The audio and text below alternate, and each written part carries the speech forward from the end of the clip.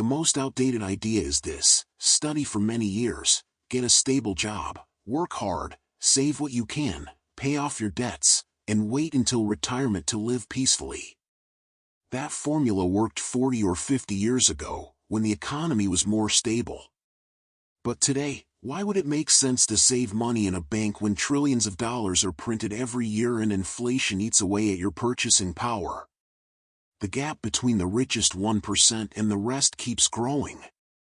And look, it's not just about money.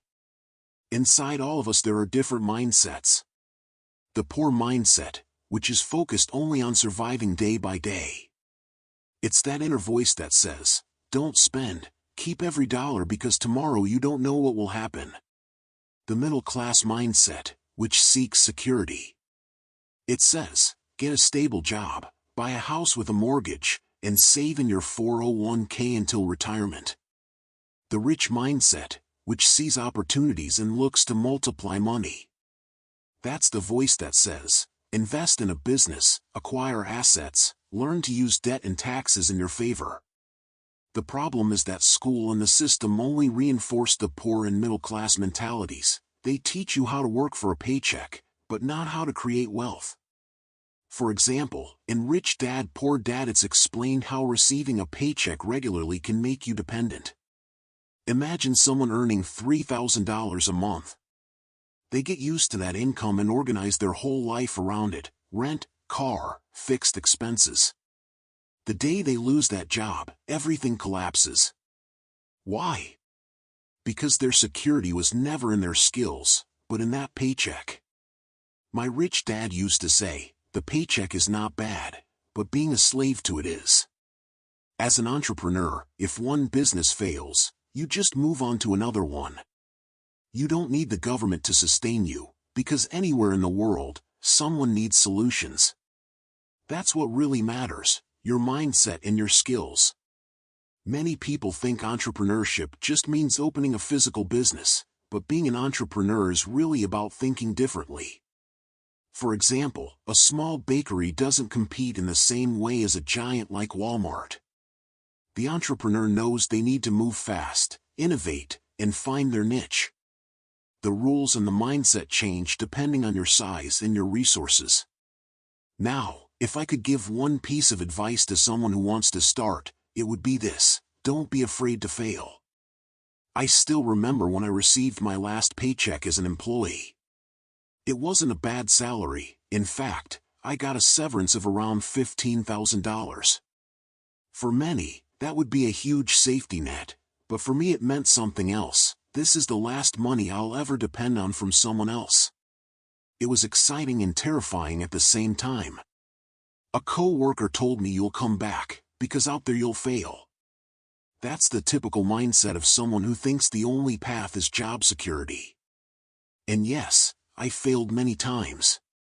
But I never went back. That decision was what truly made me an entrepreneur. For years, I had no fixed income. I had to invent ways to pay the rent, learn new skills, build contacts. It was uncomfortable, but that discomfort made me more creative and stronger. I discovered that when nothing is guaranteed, two paths appear: you either become dishonest, looking for shortcuts, or you become a better version of yourself, with more discipline and vision. That's the advantage of entrepreneurship: you get to truly know yourself. And here's the key point: having a global vision. Most people believe the economy always works the same way, but the truth is, it changes fast. Just look at the past 20 years. We saw the 2008 crisis, the 2020 pandemic, and skyrocketing inflation in 2022. If you think the next 20 years will be stable, you're going to crash. Crises will always come, and with them, new opportunities. Here's a simple example: when you buy milk, you check the expiration date. But very few people check the expiration date of their knowledge. The truth is, what you learned 10 or 15 years ago probably no longer works today. That's why so many people get stuck in careers or trades that become obsolete. The same thing happens with money. While many people save in accounts that barely pay interest, Others refinance debts or take advantage of cheap loans to grow. For example, someone with a mortgage at 6% refinances to 3%. That single decision can save them tens of thousands of dollars in interest over the life of the loan. The wealthy understand this. They don't run away from debt, they use it as a tool. And it's the same with taxes. Most high-paid professionals, doctors, lawyers, engineers might earn $200,000 a year, but after taxes they're left with maybe $120,000. Meanwhile, an entrepreneur earning the same can legally use deductions, business expenses, and investments to pay far less. That's the big difference. That's why the wealthy don't work for a salary. They build businesses, acquire assets like real estate or companies, and design strategies to control how much they earn and how much they pay in taxes. Meanwhile, those who depend only on savings and salaries end up losing. When more money is printed, prices rise, savings lose value, and paychecks buy less. That's why cash keeps losing value, and those who invest end up winning. The world changed decades ago, but many people still believe that with a steady job, a mortgage, and some savings, they'll reach retirement peacefully. That no longer works. Today what really matters is updating your mindset, learning new skills, and understanding how money works. The external economy can go well or badly, but what truly defines your future is your internal economy. A poor person only sees problems.